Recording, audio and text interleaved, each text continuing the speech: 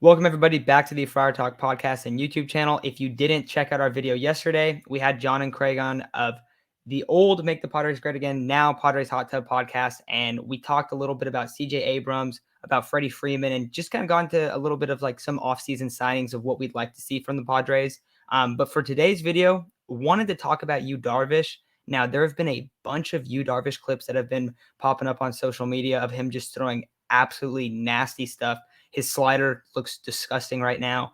And this is one of the guys that started out super, super strong last season, and it definitely fell off a lot. Now, I think there's a bunch of reasons for why that's the case. Whenever you change a guy who's in his mid-30s, like the way he throws, and you take away the substance that he uses, that's a huge detriment to his game. He has no ability to adapt. He doesn't really have any time to adapt.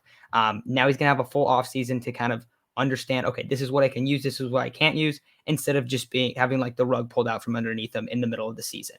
On top of that, Darvish also is battling a few back injuries, and that's a huge deal. You look at Clayton Kershaw, that's one of his biggest issues that he's had later in his career. But, a couple things that kind of derailed his season last year, but early on, he was a very, very dominant pitcher. So, John, I'll let you start out. Do you think Darvish can have a bounce back season in 2022? Yes and no. So Yu Darvish is like, I think we're going to be talking about him for a long time. And I don't mean like in this podcast. I mean, for years and years and years, people are going to be talking about how Yu Darvish, in my opinion, has like the best stuff of any pitcher maybe that I've ever seen, as like a starter that has like, more than two pitches. You see relievers that have like unhittable, like one unhittable pitch, but Darvish throws, 10 plus pitches and they're all great. He's always struggled with consistency. He's his entire career. He's always been streaky in that he can throw together 10 straight starts in a row that are awesome. And then the following 10 starts, he's very rocky and there's some bad stuff in there. And as players like that get older, the ones that have great stuff, but they just have a hard time with consistency, they're just able to find that gear less and less. So like it's not that I think Darvish is going to be bad next year, but the year before the lockout shortened year, he threw like 75 innings for the Cubs and he finished second in Cy Young voting. I think if Yu Darvish was asked to throw less than 100 innings every year, they would be incredible every year. But when you ask him to throw 120, 130, 140, 170 or whatever he was at last year, like you're just going to get some bad innings in there. You're going to get some bad games in there and his body's going to fall apart at some point because he's 35 and he's thrown, however many innings, probably like well over 1,000 innings in his career. So I think he'll be kind of similar next year in that like there'll be stretches of greatness, there'll be stretches of bad, and his body will probably break down in some way. Probably not in a major way where he misses significant time, but definitely one of those things where he'll be fighting through back pain and hip pain and he'll miss a start, he'll get something pushed back. I think a lot of what you saw in last season is kind of what we can expect for the remainder of Yu Darvish's career. So throwing just a little bit of perspective and stats behind some of what John was saying, you talk about Yu Darvish's career workload. Well, he's thrown almost 1,300 innings in the major leagues. He's thrown almost 2,600 innings in his professional baseball career. He's had two careers. He had a career with more starting pitching innings in Japan than he has had so far in the United States. That said, Yu Darvish is also a physical specimen. He is one of the best built baseball pitchers you've ever seen in your life. He's tall, he's athletic, he's got a huge frame to work with. So I think a lot of what John said, I definitely agree with. When we talk about a bounce back year, what we should be really looking at is what a bounce back year means. What we shouldn't do is compare everything to 2020. And you're 100% right. If he could be a reliever, if Yu Darvish was an 85 inning reliever, he'd probably be the best pitcher in baseball. But, as a full work starter, you need to be looking at a guy that's going to have an ERA somewhere between 3.5 and 4. You're looking at a guy who's going to give up 1.5 homers per 9 innings, probably. But if you look at it, he doesn't allow a lot of base runners. Even last year with all of his struggles, his whip wound up being under 1.1. So Yu is what he is. He's fascinating. He's fun to watch. He's electric. He's better at the start of the year than he is at the end of the year. And as long as you understand that that's what he is, I think you're going to be in a fine shape. But to wrap it up and to kind of get to what I think Matt's point was, I mean, the sticky thing is for real. And that was a massive adjustment in the middle of last season. I do think that with all of his savvy, that Yu Darvish has spent the offseason figuring out the right way to get himself to where his level is, to where he wants to be. And I don't think we're going to see the pre-sticky, post-sticky type thing continue in 2022. I think he's going to reset his level. Where that level is, I don't think it's a 2 ERA. I think it's an ERA somewhere in the mid threes. Yeah, I was trying to come up with reasons for a bounce back or what I expect from Yu Darvish. I was actually surprised to hear John. He actually kind of had the same thoughts as me. I think he's gonna have a similar 2022 as he did 2021. I think he's gonna start off hot. I think he's gonna have probably a 3 ERA to start the season, and then injuries are gonna catch up to him due to his age. And he's gonna probably end up with a high 3 ERA. I think a bounce back season for Yu Darvish would be at 3.5. I think that's reasonable enough considering his age, considering the money he's making, considering, what we all expect from him. I think a 3.5 is reasonable as a number, probably like a number 3 or number 4 in our rotation. I think Blake Snell and Joe Musgrove are our top 2. I think, Yu Darvish should probably end up being our number 3 going into the season. But I just with his age, I don't really expect much from him. And if you look at his baseball savant page, he doesn't have much blue. It's kind of a lot of red, but where the blue stands out is the chase percentage. It's not very high. And I think right now in baseball, where we're seeing a lot of strikeouts, I think chase percentage, and you look at Chris Paddock, who struggles heavily to get out of innings, it's because he doesn't get a lot of people to chase. And when he does, they're easy pitches. It's like they get fouled off all the time. That won't happen with Yu Darvish because of his variety of pitches. But and I'm not going to knock him for fastball velocity, where if you look at his savant page, it's also blue because he doesn't pitch his fastball for velocity. He tries to, get some movement on it. But, I don't know what to expect from Yu Darvish. So I'm kind of low on Yu Darvish going into the year. I don't think he's going to be that great. I think, like I said, he was my favorite pitcher to watch. I forgot who said it, but he was an amazing pitcher to watch. He's super fun. He was my favorite pitcher to watch up until the back injury started kicking in, up until the sticky stuff went away. And I don't think I really compare it as much, but it's going to be hard for anyone who used that sticky stuff with success, such as Darvish, to adapt on the fly. It's going to be super hard. He tried changing his mechanics. He tried everything to try and not only adapt to the sticky stuff, but adapt to his injuries. And it's just, he's not going to be able to do it that fast. Fernando also, for example, he had to try adapting on the fly. It's not going to work I probably think we were the only people, me, Matt, and Chase, that said he's not going to look good as an outfielder because it's really not that easy. And what do you know? He does not look good as an outfielder because it's not that easy to adapt on the fly in the season where you don't get to practice. You get one off day, maybe a week, maybe. And, being able to adapt on the fly is not something that's easy in a 162-game season. So a 3.5 ERA is reasonable. I don't think it's out of the realm. And that's kind of what I'm expecting from Yu Darvish. The one thing that does worry me about Yu Darvish is, like you mentioned, the age and the lower back problems is the lower back problems for pitchers, they never go away. Once Clayton Kershaw hurt his back, was it 2-3 years ago? It has become a nagging problem every season at the beginning, mid, and end. He usually goes through 2 or 3 IL stints with it. He's gone for about a month and a half, and it kills the team because they're down a starter. And with the way that the Padres are right now, you kind of need Darvish to be that guy. You have a few guys coming off Tommy John. You have Cleve coming off Tommy John. You have a bunch of guys in the bullpen coming off Tommy John and potential starters in Morejon. And you have Snell coming off injuries. You have basically your rotation outside of Musgrove that was injured last year.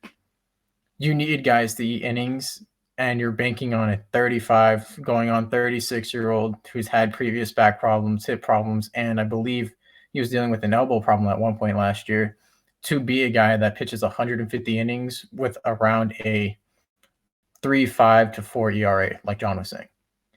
It's not going to be – there's going to be points where it's not going to look pretty at all. You can imagine probably Snell on the road beginning of the year. That will probably be Darvish second half season consistently, if he's not hurt by then already. So it's one of those things where you really need to develop your talent. You need to develop Mackenzie Gore. You need to develop some of the Adrian Martinez's, the other guys, in hopes that they can make a stint in the second half, either like a couple spot starts here and there, or if Darvish is really struggling in the second half of the season, make him an opener. We have a couple guys, you have Lamet, you have Morejon that already have had elbow problems. You don't want them starting, so put them as an opener. And if Yu Darvish continues to have these injuries, I think, you pull him out from an opener because, like John was saying, he could be an amazing reliever. You get him between 75 and 100 pitchers, there might not be a better pitcher in baseball. So, worst case scenario, you use him as an opener for a guy that's coming back from Tommy John and Clev, and then you find another guy to throw at the end of the rotation. So I like that you bring up the opener, Chase, because we've talked about that a lot. And to me, the back injuries are the biggest problem. And when I'm looking at Darvish, I feel like everyone is kind of a little bit hesitant to say he's going to have a bounce back year. I also think that bounce back year, a lot of people look at that as going, oh, he's going to reach the 2020 season. I fully do not expect him to reach that. Before 2020, he hadn't had a sub 3 ERA since 2013. So let's not act like that's the norm. That's a clear outlier here. But when we look at Darvish when he was younger, when he was on the Rangers, he was a dominant pitcher. And I felt like he made some adjustments late in his career, and we've seen a few pitchers do that throughout the time of baseball, where they kind of get figured out for a while, make some adjustments, come back, and are a much better player. And we saw that with Darvish through 2020 and early on in 2021. And there is a clear time where everything fell off, and that is July. He goes, if you look at just his monthly splits, 2.13 in April, 2.2 in May, 3.07 in June, 7.3 in July, 6.3 in August, 6.2 in September. Post All-Star, he was over a 6 ERA player. And to me, I'm going to attribute that mostly to the sticky stuff. Now, the big question is he going to be healthy? And that is something that none of us can answer. And the one thing that we've talked about a lot, and we've talked about this with probably every single pitcher in the Padres that has been on the Padres for the last couple of years, outside of like Musgrove, probably, not really Snell, because Snell doesn't pitch that. Like, he doesn't pitch many innings. Probably only really Musgrove that we're super comfortable with. But if you gave, and I'll go like opposite of you, Chase. If you gave Darvish an opener, if you said, Morejon, you're going to come out here, you're going to throw 2 innings, and then Darvish is going to take over. If Morejon's healthy, that's the big question. I think that's a great situation for him. You don't need him to go late in the games. You can keep his innings down. If he goes over 130, 150 innings, I'm pretty scared that he's going to get hurt. So I think if you can refrain from having that happen, I think he can have a much better season. I don't think that's going to be a sub 3 season. However, I think that you're going to be having him pitching really well late in the year and having a 3 to 4 ERA type year where we do see the dominant stuff. And yes, there is going to be inconsistency in his game.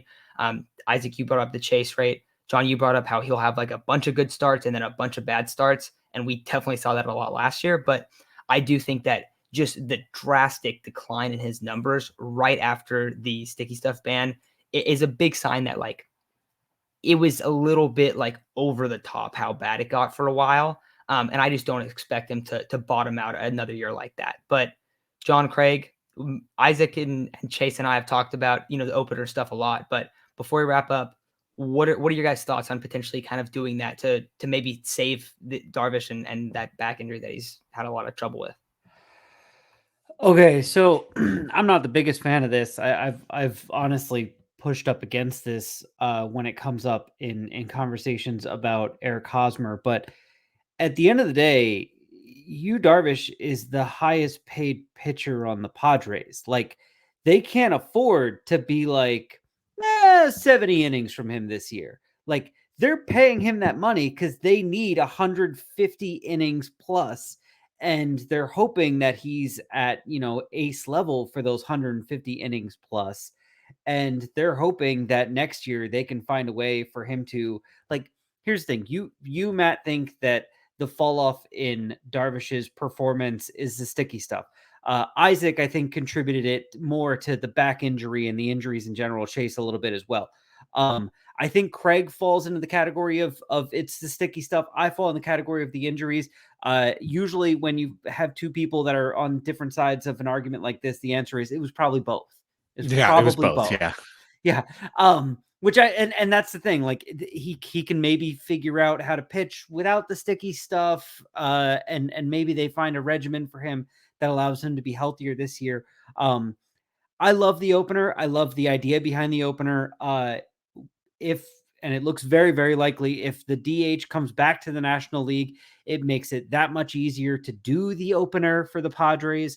But all of that being said, no one is paying $20 million a year for someone who's an opener, right? Like, you're not even paying $20 million a year to a closer who's pitching like your most important inning every game.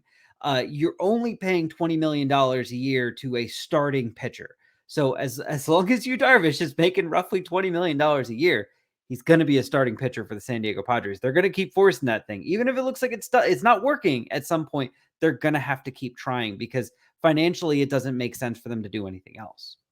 Yeah. And I think it's a cool strategy in terms of a thought experiment, and it probably would improve his efficiency, but you get to the prestige area and that's where it all falls apart, because that would be like I think a headline news story in Japan if Yu Darvish was taken out of the starting rotation and turned into a 1.5 inning opener. The only time I think something like that could actually happen would be a World Series scenario. A situation where you're at the very, very end of the season and there's a reason why it happens. It might even be an accidental opener where he just throws a ton of pitches and he gets taken out in 2 innings, but he didn't give up a run. But I mean, I like the way you guys are thinking in terms of that, but I lean back to where John is. You need those innings from you. You need innings. The Padres ran out of innings last year. And they completely collapsed, and they were gonna run out of innings in 2020, and the season was short enough that they didn't have to, but they got to the playoffs with 1.5 starting pitchers left. They ran out of innings in 2019. So we need to not run out of innings in 2022, at which point I'll believe that we're going to make the playoffs and we can come up with some convincing strategies. I hope they have enough. I think you need at least 140 from you this year, probably 160. I was gonna say, the opener thing for you, because we've talked about it. There's been talks about using an opener for you, for Clevenger, for Lamet, for even if Gore comes up, they can use him as an opener. It's just like at that point you're just trying to go do too much with openers. And if we're being realistic, Yu Darvish is your third healthiest pitcher, and he's not very healthy. He's not going to be very healthy down the road, but he is your third healthiest pitcher. Because Lamet's coming off, what is it, a UCL that hasn't been healed, and it's probably not going to heal unless he gets surgery. You got Mackenzie Gore, who's went from the top 5 or top 10 to the 52nd ranked prospect. You got Mike Clevenger coming off Tommy John. Then you got the uncertainty of Chris Paddock, and you also got the uncertainty of the guy you signed, Nick Martinez, from I forgot where he was from, but that's Japan. Japan, yeah. So that's like what, 4 or 5 uncertainties right there. You only got 3 certainties in your starting rotation right now, and that's Blake Snell, Yu Darvish, and not Mike Clevenger, and Joe Musgrove. Those are your 3 guys that you need innings from. And I know not a lot of people wanted a starter because of the influx.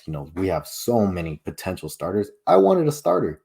I didn't want a superstar starter. I wanted one that had potential. I wanted another Joe Musgrove. Somebody that you could sign for cheap but had upside. Not I didn't need like a Max Scherzer. I just needed somebody that in the numbers on the Baseball Savant had solid numbers. The ERA wasn't there, so you can go buy low on him and you can get something out of him. You can get a 3.5 ERA out of him.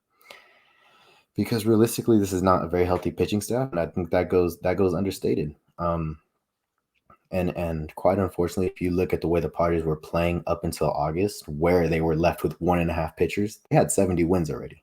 They were a playoff team. They were a solid 5 games up.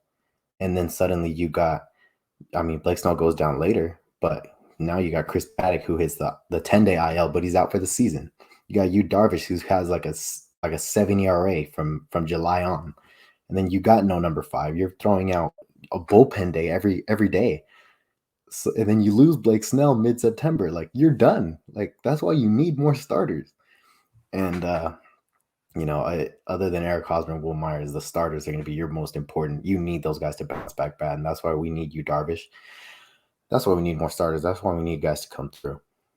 Yeah, you don't want to be in the situation where you have to sign Arrieta. Vince Velasquez that's rough. Chase, you're about to say something.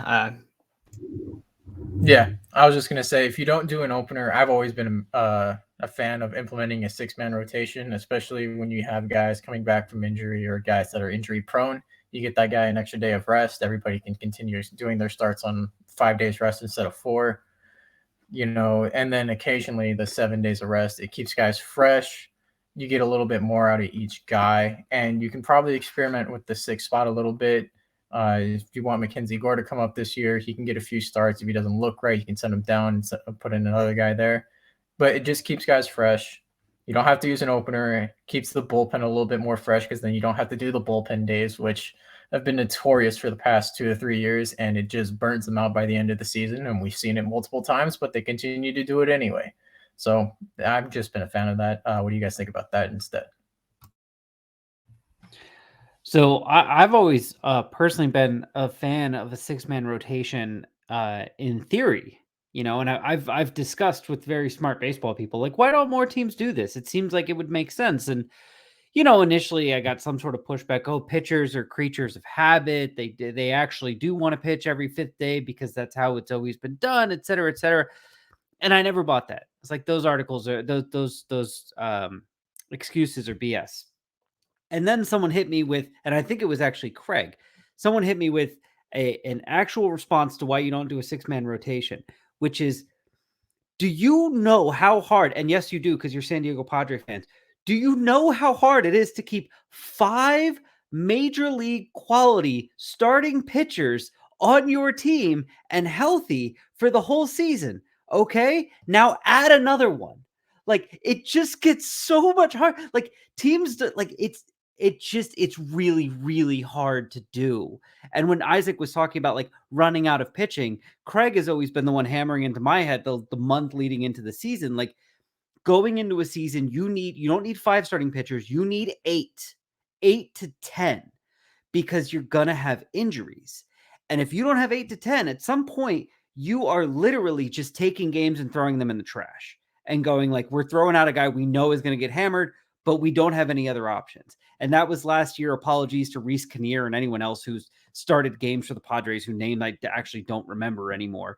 But you need 8. And if you have 6 starting pitchers, you need at least 10, because those guys are going to get hurt and you're going to be filling gaps. And you can't halfway through the season go, sorry, guys, we don't have enough arms to do this. I know you've been pitching once every 6 days, but now it's going to be once every 5 days. So just speed up your schedule a little bit. Like, it's going to throw them off completely, all of that stuff. So love the 6-man rotation in theory.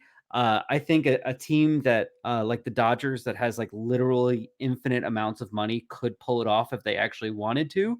But no one's really doing it. And the reason no one's doing it is it's really hard.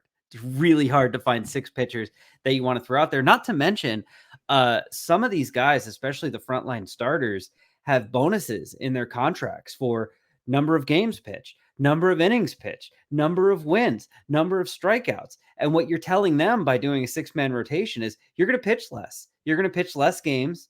You're going to pitch less innings. You're going to have less opportunities for strikeouts. You're going to have less opportunities to hit all of these bonuses. And a lot of people will push up against that as well. Yeah, the only thing I would say in response to that is we are in a different world of baseball now anyway, where the best starter going 5 innings and getting pulled is kind of routine. And that used to be anathema to the top starters in the league. I mean, asking Jack Morris to be 5 and dive, you know, wasn't going to work out, nor Oral Hershiser, nor Kevin Brown. We can go down the list of a lot of guys who are hosses. And now that's like routine. I mean, Walker Buehler will throw 4 1/3 in a World Series game, and everyone will be like, oh my God, he's so amazing. And it's a different world. It's a throw max velocity, throw max spin, throw max efficiency. Right now we have the 3rd time penalty. No one ever talked about the 3rd time penalty when Oral Hershiser threw 8 consecutive complete game shutouts, including going 10 innings at Jack Murphy Stadium to set the baseball record in September of 1988. No one had told him about his 4th time through the lineup penalty. It used to be a baseball pitcher had the idea of what to do the 3rd and the 4th time through the lineup to keep guys off base. So it is a different world. The thing I'll slightly disagree with is just, I do think that if an organization truly committed to any one path, they can set their pitching staff to match that. So 6 starters going 130 innings each theoretically should keep them healthier over the course of the year and might reduce you from needing 10 to still needing 8, because you just have fewer injuries because fewer guys are being asked to ride the heavy load. But what John said about mid-season contracting, that's the good stuff right there. I agree with that. That's where you'd get in really big trouble. I don't think the 5-man rotation is gone yet, but I do think that we're evolving further and further away from the idea of 5 guys throwing 900 innings for your team. Yeah, it is pretty fascinating to see that all play out. I think that's going to do it for today's episode, though. Thank you so much for coming on, John and Craig. Super, super fun time. And like I said, if you guys haven't checked out their show, make sure to check out their show. One of my favorite Padres podcasts. So big fan here.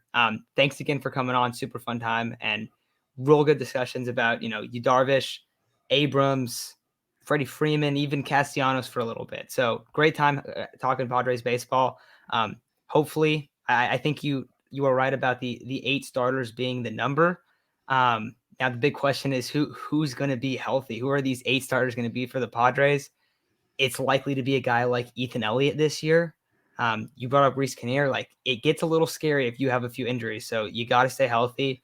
And that's going to be the big question for not only Yu Darvish, but really this entire Padres team and specifically the pitching staff, because they got absolutely burnt out last year. And that was the downfall of the team. So I think that's going to do it for today's episode, though. So thank you so much again for coming on, and we will talk to you guys very soon.